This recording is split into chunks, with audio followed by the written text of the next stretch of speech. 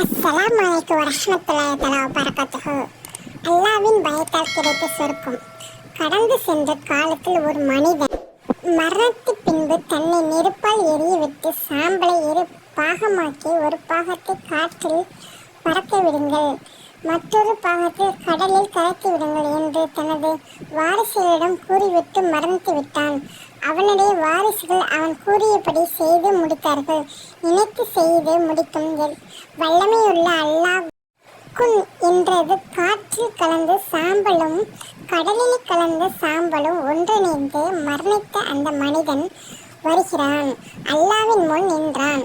உன்னை படைத்த நான் மீண்டும் உன்னை உயிர் கொடுத்து எழுப்ப முடியாதா என்று நினைவில் கொள்ள வேண்டாமா? உன்னை நெருப்பில் எரித்துவிட ஏற்பாடு செய்தாயா? எதற்காக இந்த எண்ணம் உனக்கு ஏற்பட்டது என்று அல்லாஹ் கேட்டபோது, ஏன் அல்லா, நான் உனக்கு மாறுபட்டு நடந்து கொடும்பாவி. என் பாவத்திற்கு நீ கொடுக்கும் தண்டனையை தாங்கிக் கொள்ளும் சக்தி எனக்கு இல்லை. உனக்கு பயந்து இந்த காரியத்தை செய்து ஏற்பாடு செய்தேன் என்றான். அப்படியா?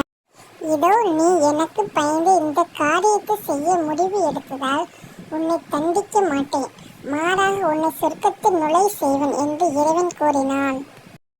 ஒரு சமயம் கலிபா உமர் அலி பாருக் அவர்கள் ஒரு பரம ஏழை கலிபா அவர்களை, அல்லாஹ் உங்களுக்கு சொர்க்கத்தை தருவானாக என்று மக்களுக்கு நீங்கள் ஆடைகள் தர வேண்டும். அல்லாஹ்வின் மீது ஆணையாக நீங்கள் இல்லை என்று சொல்லாமல் தந்தே ஆக வேண்டும் என்று கூறினார். இதனை கேட்ட உமர் அலி அவர்கள், நான் ஆடைகள் தராவிட்டால் நீர் என்ன செய்வீர்கள் என்று அந்த ஏழையிடம் கேட்டார்கள். அதற்கு அந்த ஏழை, என்னால் என்ன செய்ய முடியும்? நான் வெறுங்கையோடு என் வீட்டுக்கு செல்வேன். நாளை மறுமையில் இதனை பற்றி கேள்வி வரும்.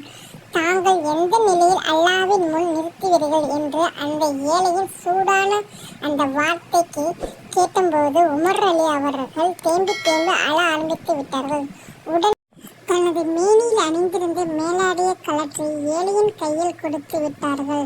அல்லாவிடம் மேலாடை இல்லாமல் நிற்பதை விட இங்கு மேலாடை இல்லாமல் நிற்பது ஒன்று அவமானமில்லை என்று மொழிந்தார்கள்.